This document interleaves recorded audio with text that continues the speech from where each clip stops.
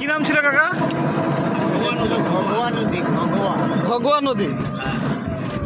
এটা কিন্তু নদী, তো মনে হতে পারে যে বন্যার পানির কারণে পানি জমছে। পানি কি সারা বছরই থাকে? সারা বছর পানি থাকে।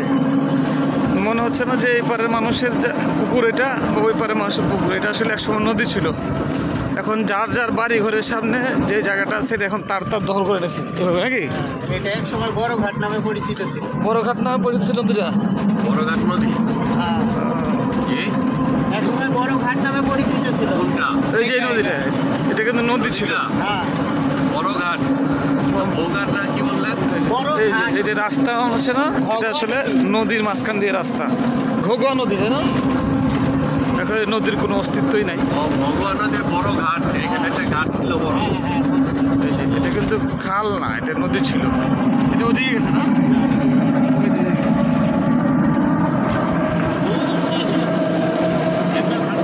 এটা একটা নদী ছিল।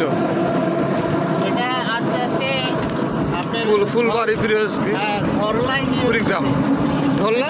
ধরলা। ও গিয়ে ধরলার নদীর সাথে মিশছিল।